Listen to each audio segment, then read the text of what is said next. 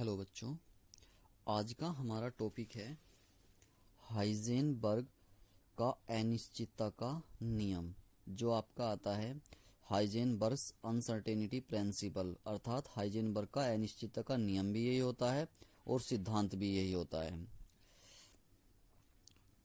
जो last time हमने topic किया था atomic model of Rutherford's and atomic model of Bohr's, Bohr's का एटॉमिक मॉडल किया था और रदरफोर्ड का एटॉमिक मॉडल किया था। जो बोर्स का एटॉमिक मॉडल किया है उसी से रिलेटेड ये नियम आता है, सिद्धांत होता है जो हाइजेनबर्ग ने प्रतिपादित किया था।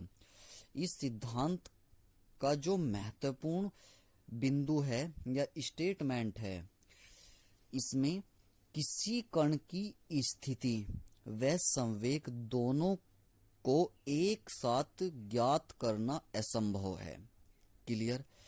अगर कोई भी कण है या किसी परमाणु के अंदर कोई इलेक्ट्रॉन घूम रहा है, गति कर रहा है, तो उसकी स्थिति एवं संवेग का एक साथ निर्धारण करना असंभव है।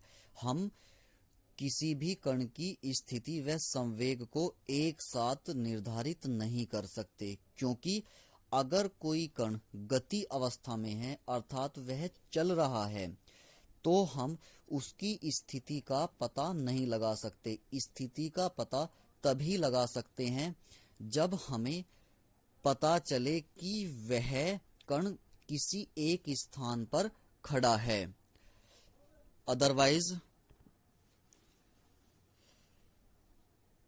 न ही उसके संवेग का पता लगा सकते हैं।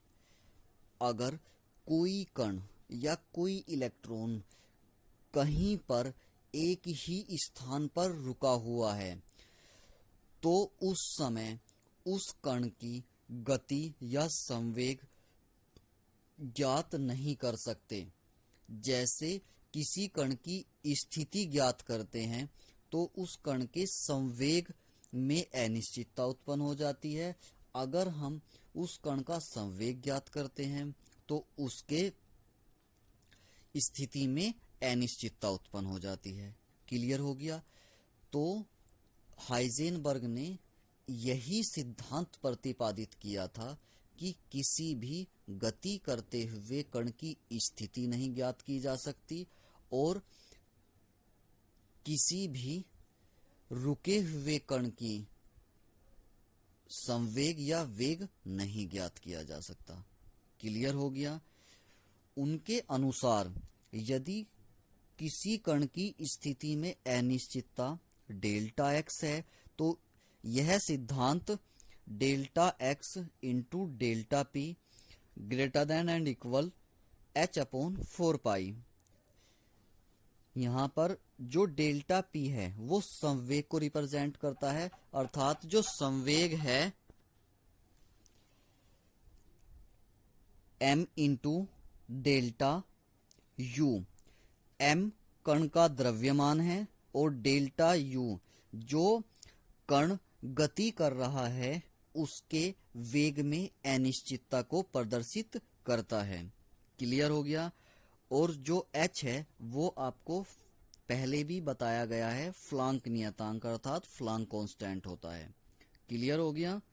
तो ये हाइजेनबर्ग ने किसी कण की अनिश्चितता पर आधारित एक नियम प्रतिपादित किया, जिसका फॉर्मूला आपको एक्सप्लेन कर दिया है। Delta x into m into delta u are greater than equal h upon 4 pi. Clear? इसके बाद इस नियम पे आधारित क्वेश्चंस कैसे पूछे जाते हैं, एक एग्जाम्पल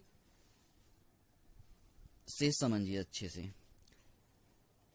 एक कण की स्थिति व वेग में अनिश्चितता क्रम से 10 की पावर -2 मीटर व 5.27 इंटू 10 की पावर -24 मीटर पर सेकंड है।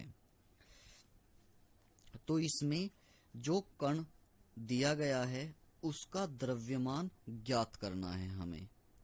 तो स्थिति जो कण की है वह 10 की पावर -2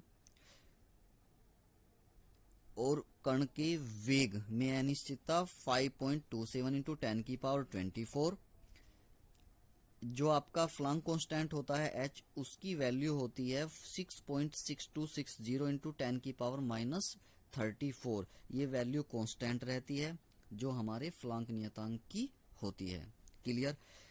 जो वैल्यू क्वेश्चन में दी गई हैं उनको अब हम फॉर्मूले में पुट करते हैं, जो फॉर्मूला हाइजेनबर्ग ने प्रतिपादित किया है। सबसे पहले इस फॉर्मूले को हम m अर्थात द्रव्यमान की फॉर्म में चेंज करते हैं।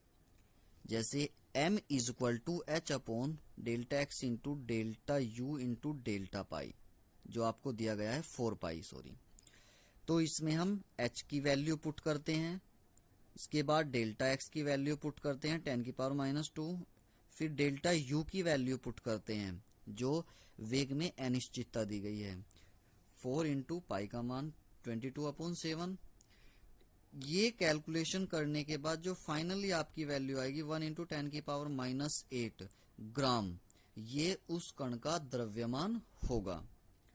आपको अच्छे से क्लियर हो गया।